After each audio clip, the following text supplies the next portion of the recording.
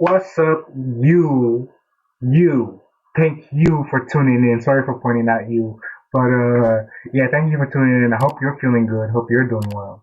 And today we're going to be reacting to "My Dog Was a Menace to Society" by Let Me Explain. I'm not really sure what the dot means. I don't know if she has a longer name than that, but yeah, I've seen her a couple of her videos, throughout the years.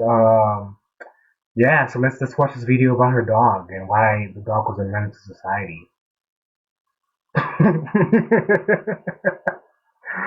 Oh man. My new favorite thing that we have ever made is now available for pre-sale. More info at the end of the Oh, from here. Go. Oh, hello, my geeks and peeps, my explainers and entertainers, my why doesn't she have a mouth? I think all the vast majority of the other animations have mouths. Why don't you have a mouth? little oodle-lollies. Rebecca Parham here. Cozy little scene, isn't it? Just about the only thing it's missing is a dog curled up in front of that fire.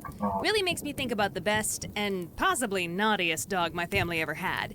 Let's talk about the legend himself, Charlie the Basset Hound. For those of you who have never had the privilege of owning one of these floppy potatoes, let me clue you in on the main breed characteristic. Basset Hounds are the embodiment of stubborn. People claim that they're stupid, but you see, that's the deception.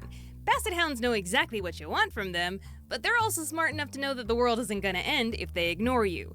And that was Charlie. If the rules didn't serve him, he didn't listen. I wish I had the confidence of this dog. If his life were a classic hero's journey, he always skipped that step where you're supposed to refuse the call to adventure. Let's say you could speak dog and you're the NPC telling him, hey, you see that treacherous path over there? Don't go there, big danger, you'll die 1,000 deaths. And he'd be like, well, that sounds like somebody who doesn't want me to have fun. Screw you. No ominous warnings of the dangers ahead, we're gonna keep him from Mount Doom. And speaking of forbidden paths, I lived on my family's ranch back in the day, and the land was divided into 2 pieces, 10 acres fenced off around the house for the dogs and the rest for our horses. There was one opening in the fence for vehicles to cross, but we put a cattle guard there to keep the horses and the dogs on their own side.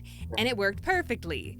That is, until we got Charlie. He, with his big basset brain, figured out that he just needed to lay flat on the ground like a pancake and army crawl his way across the cattle guard. We would constantly find him in the pastures just puttering around or hanging out with the horses and the barn cats. One time my mom saw him across the fence chilling by our duck pond, and she yelled, "Charlie!" And for some reason, when he heard that, he looked upwards towards the sky like God was calling him. Searched the sky and everything, like the staircase Bro was like, to the pearly gates was gonna appear before him. I mean, all dogs no, do. honestly, I do low-key believe dogs are quite aware of what they're doing sometimes. I think they're very much aware. I think dogs know that we're infantilizing them. They know that. They know that we'll give them everything. We'll take care of them. We'll clean them up. Everything. So they take advantage of that. All pets probably do. But yeah, it's just crazy. Like, how do you reverse that? To go to heaven after all. Fun fact, Rachel was the one who named him Charlie, but I started calling him Charlie Barkins after the main character in that movie. And it stuck. He was Charlie Barkins to the whole family until the day he died. He also frequently went by Basset Hound and Da Bass. We call dogs by their breed a lot in our family. Hey, German Shepherd. Hello, Labrador. How you doing, cattle dog? Speaking of cattle, this one time Mom was across the cattle guard putting the horses in the barn for the night. I have a question. Big question for all you people out there. The outside dog or indoor dog?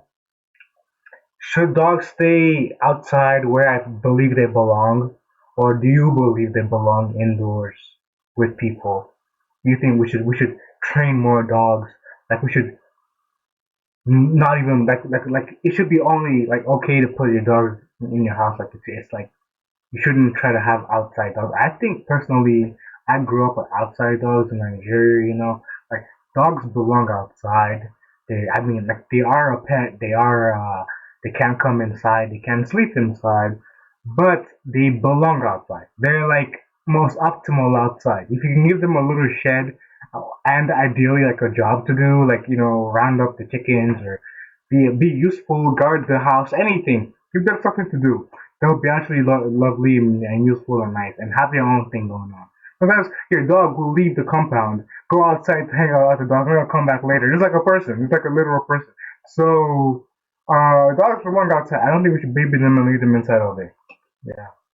When she was ready to walk back to the house, she spied a very large buck intently staring her down about 30 yards away. Okay. She thought to herself, okay, he is big, and he could do some real damage if he decided to get territorial right now. I'm just gonna start walking away. She headed in the opposite direction of the buck, but when she was almost to the cattle guard, Oh god damn. something was coming up fast behind her. Oh boy, this is it. I'm gonna have to fight Bambi. Here we go.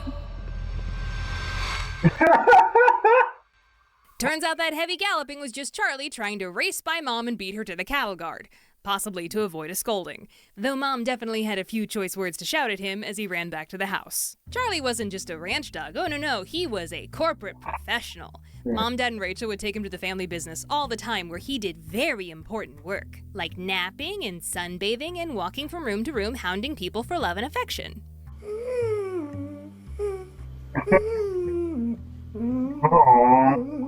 See, that's it. It knows what it's doing. It knows how to make those eyes. It knows how to get your attention because I think like just like humans, humans do that stuff when you're a child.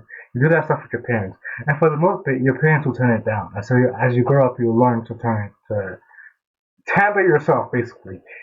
But we don't do the same for dogs. So dogs just get what they want, and so they grow up getting what they want, and they just know how to keep pressing the same buttons, and it's just crazy. There was a girl who worked at our office named Emily, and she would keep snacks and lunch items at her desk. Well, one day, when the whole office was in their morning meeting in the boardroom, Charlie came waddling in carrying something in his mouth. He waited until he had the whole room's attention before setting the item down and looking at everyone expectantly. That's when Emily shouted, "Oh my God, is that my peanut butter?" While everyone was busy in the morning meeting, Charlie had rummaged through her food bag she left behind her desk and stolen her jar of peanut butter. Yeah. Knowing full well he couldn't get into the good-smelling jar himself, he brought it to the humans to open it for him, acting like he totally didn't just do something naughty. Charlie, you're fired. Thing is, that wasn't the only time he did something like that. At the ranch, we kept all the dog treats in the pantry, a place Charlie knew he wasn't allowed to go. But if someone mistakenly left the box of milk bones on the floor of the pantry, he would go in, take just one, find the nearest human, and lay the treat down in front of you to ask for permission to eat it. It was almost like he was saying, "Hey, I can have this, right?" Well, I guess you can. You already brought it here. So politely. Rachel tells me that he one time did this with a whole unopened box of treats. Just pulled it from a grocery bag and laid it at her feet, expecting her to open it. I would think any normal misbehaving dog would just take the box somewhere and tear into it. Right. But not Charlie. No. Such things were beneath him. Why should he get his paws dirty when one droopy-eyed stare makes every human do anything he wants? Literally. Oh my God, that And he's learned to do that since he was a child. Trust me, he's a little pup. so cute, I would burn down all of society for him. So one time, Charlie needed surgery, ironically, on his stomach. Probably shouldn't have eaten and destroyed so many things you weren't supposed to. Rachel went to go pick him up at the vet after the surgery, but when she entered the lobby, she heard a very mournful howl coming from the back. And it just kept going, even as they let her into an examination room to wait. Oh God, that's him, isn't it? Charlie, that's enough! Yep, it's him.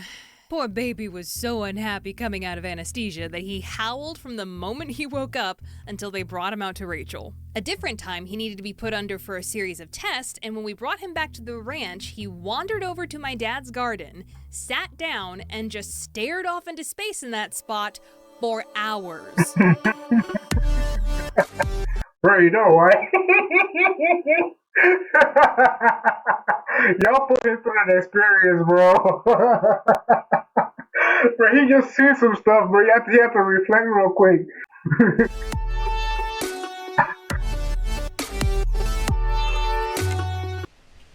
Yeah, mortified after that experience.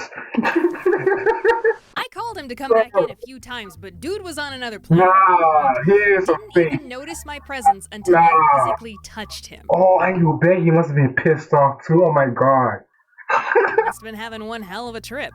A few more of Charlie's mini quirks. Look at this. Whenever he was just chilling, he would lie with his hind legs out to the side like this, or stretched backwards like this. We'd walk by and call him Superman when he did that. He was also a summer bum because he loved jumping up on the pool furniture and soaking in the rays like he was getting a tan. Only thing he was missing was a coconut drink with a little umbrella. Another That dog does look posh. thing he loved was when I wore long skirts because he would treat me like his own personal tent. And every single time, he would peek out from underneath it with the cloth draped over his head like this. What are those toes? Those look like my toes though, because I have long toes too. Do a lot of you have long toes? I think a lot of you have the curled little toes. I have the long toes where you can see like a finger. You can see each joint. You can see each joint, bro. And I don't like that about my toes. But we got similar toes. I'm pretty sure he was fully aware of how cute he was. And finally, he could always tell when I was having period cramps and thought he was helping by lying on top of me. I appreciate the concern, Charlie, but I don't think your treatment's working. But then again, that always was Charlie's favorite place, on your lap. Now, all of these stories were just the tip of the Charlie iceberg. Trust me, I would love to make another one of these videos, so please give me every reason to. I want to keep the legend alive. Thank you so much for...